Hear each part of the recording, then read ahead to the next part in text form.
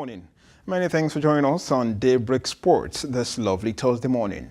I'm Poluaji Okumla. Let's hit the ground running now from the camp of Nigeria under-17 national team. Yes, the Flamingos, they have been drawn in Group D ahead of the FIFA under-17 Women's World Cup.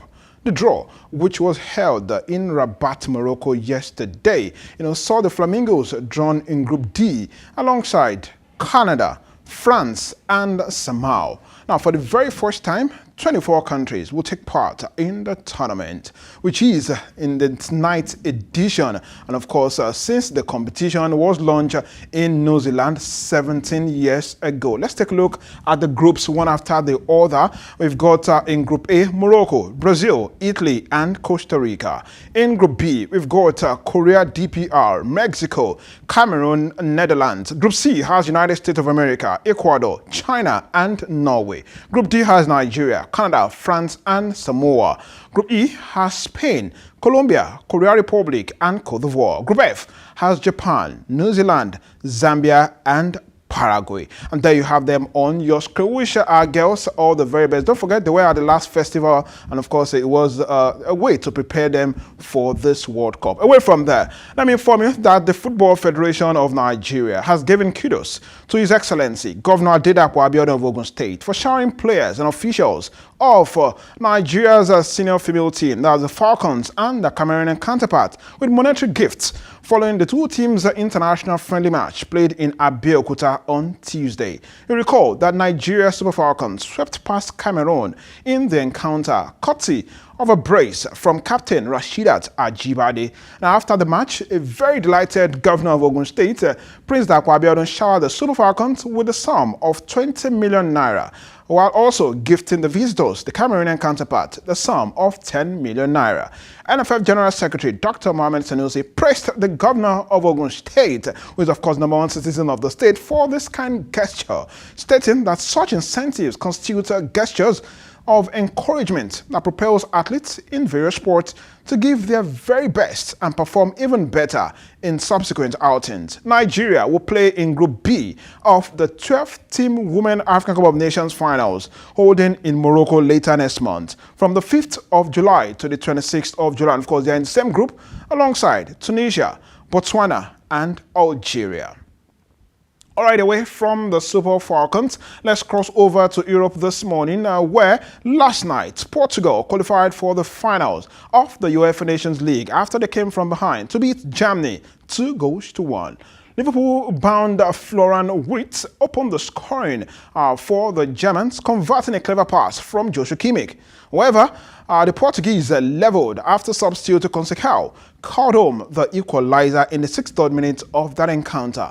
Cristiano Ronaldo then scored his 137th international goal to win the game for Portugal. Portugal, you recall, won the very first edition of the Nations League in 2019, and they will play either Spain or France in the final of this year's Nations League.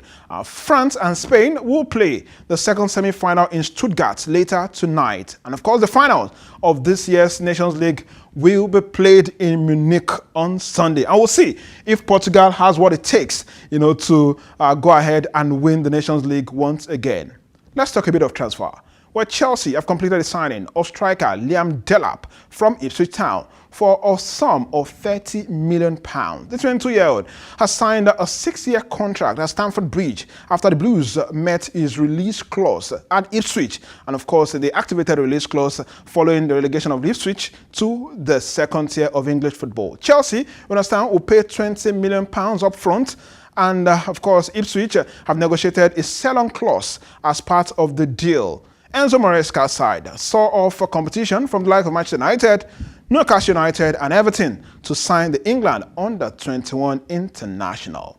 We wish him all the very best. Let's talk basketball from the continent of Africa, where coach of River Supers, Ogo Daudu, has announced that the team has made additions to his squad to address defensive issues ahead of the Basketball Africa League that tips off later tomorrow in Pretoria, South Africa.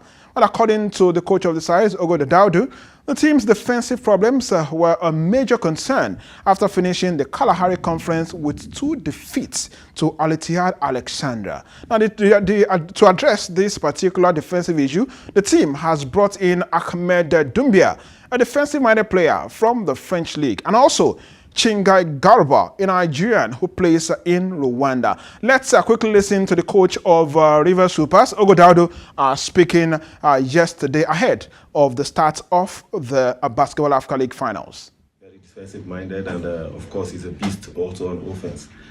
We needed someone to assist Kelvin on defensive duties in the backcourt, so we brought him here. We had a problem with dribble penetrations while we played in Morocco. That was because we got beat easily and people got into a paint, and once that happened we had a problem with rotation because all they did was just pick us apart, moving the ball around. So we wanted to address that now, so we wanted to bring someone who could address that issue. Also, we brought in another big. We were almost playing Peter to the ground. He was playing major minutes. All those. Oh, there you listen to him, Ogodaudo, the head coach of Rivers Hoopers. Away from basketball, let's cross over to the world of tennis, where Novak Djokovic continued his quest for a standalone record 25th Grand Slam title by defeating third seed Alexander Zverev to reach the French Open semi-finals. And there you have the scores on your screen. Well, that is for Yannick Sinner anyways. For Novak Djokovic, he won that one 6-4, 3-6, 2-6, and of course 4-6. Yes, he's up against Yannick Sinner in tomorrow's semi-final game. For Sinner, he cruised into the semi-final with that very important and ruthless victory over Alexander Bubik. And there you have the semi-finalist. Of course, the games played tomorrow. Let's take a look at the female singles this lovely morning. They also played yesterday. Coco Gauff had a fantastic time against Madison Keys. Of course, she won that one 6-7, 6-4, and of course 6-1. In this other quarterfinal game we also saw, it was a good outing also for it wasn't a good one for Andreva. It wasn't a good one for Andreva anyways. It was Boyson who won that one 7-6, 6-3, and of course let's take a look at what the semi-final pairings looks like for the female. Yes, Lois Boyson versus Coco Gauff will face off later today in the female semi-finals of the French Open Roland Garros. And our sport this beautiful morning. Thanks for watching.